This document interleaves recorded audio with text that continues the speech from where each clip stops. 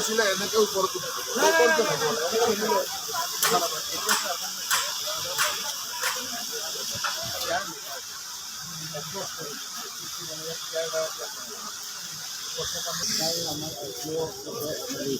কিতাপত তাইক এইটো কভাৰত দিছে অটকাইৰ লগত টাইপ কৰিছে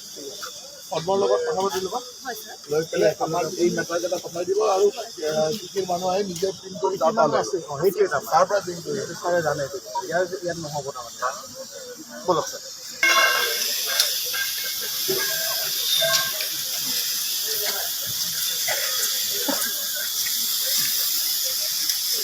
অহা 9 তাৰিখে আমাৰ মাননীয় প্ৰধানমন্ত্ৰী ডাঙৰীয়া যোৰহাটলৈ আহিব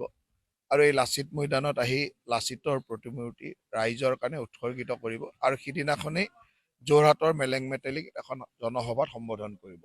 গতিকে ইয়াৰ প্ৰস্তুতি চাবৰ কাৰণে মই আজি আহিছিলোঁ আৰু খুব সুন্দৰ প্ৰস্তুতি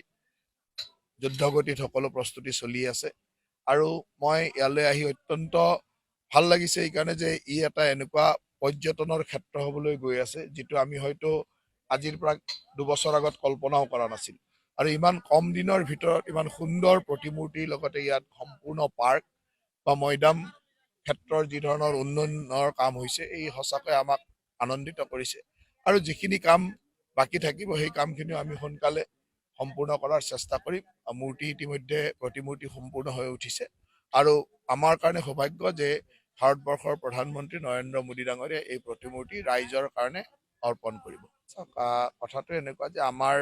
দলৰ নিয়মটো হ'ল যে দলৰ যিসকল তৃণমূল পৰ্যায়ৰ শীৰ্ষ নেতৃত্বত থাকে তেখেতসকলৰ লগত লোকসভা নিৰ্বাচনৰ আগে আগে প্ৰতিবাৰেই আমাৰ প্ৰাৰ্থীৰ পেনেলক লৈ আলোচনা কৰা হয় আৰু আজি যোৰহাট লোকসভা সমষ্টিৰ কাৰণে আমি যোৰহাটৰ গোটেইকেইটা সমষ্টিৰ বিধানসভা সমষ্টিৰ নেতৃত্বত থকা লোকসকল জিলা নেতৃত্বত থকা লোকসকলৰ লগত আমি আলোচনা কৰিলোঁ আৰু তেখেতসকলৰ লগত আলোচনা কৰি তেখেতসকলৰ মতামতসমূহ আমি লৈছোঁ আৰু এই মতামতসমূহ লৈ অহা কাইলৈ আমাৰ মাননীয় মুখ্যমন্ত্ৰী ডাঙৰীয়া আৰু আমাৰ ৰাজ্যিক সভাপতি ডাঙৰীয়া কেন্দ্ৰৰ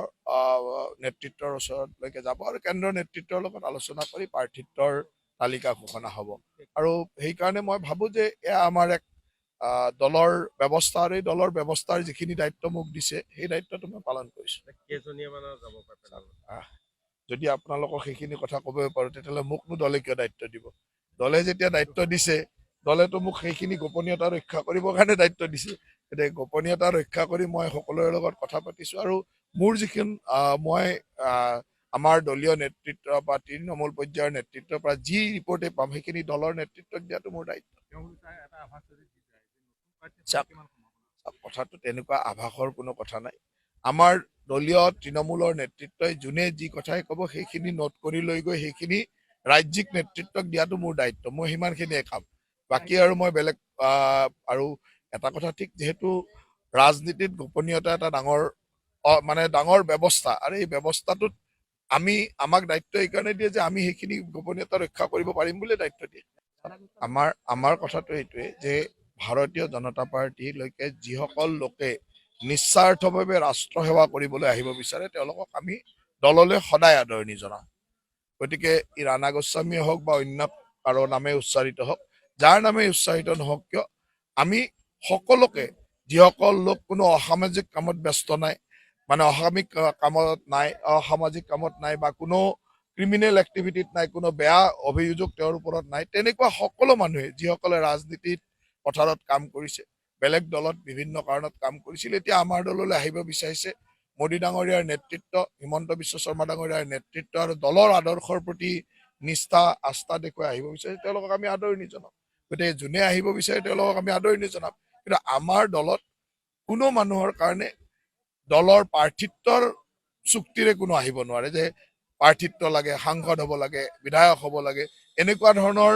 চুক্তিৰ মাজেৰে আমাৰ দলে কেতিয়াও কাকো নানে গতিকে যিসকলে আহিব বিচাৰে সকলোৰে কাৰণে অপেন আছে সকলোৱে আহিব পাৰে আজিও ৰাতিপুৱা অসম চাহ মজদুৰ সংঘৰ 4টাকৈ ব্ৰাঞ্চৰ প্ৰেচিডেণ্ট ছেক্ৰেটাৰী আৰু প্ৰায় 50 গৰাকী মানুহক মই ৰাতিপুৱা যোগদান কৰাই পেলাই ইয়ালৈ আহিছোঁ গতিকে প্ৰতিটো মুহূৰ্ততে যোগদান চলি থাকে যোৱা 2 দিন আগত এটা অঞ্চলত মই প্ৰায় 1200 মানুহক যোগদান কৰিছোঁ এতিয়া সব অঞ্চলতে এনেকুৱা যোগদান চলি আছে চলি থাকিব ইয়াত কোনো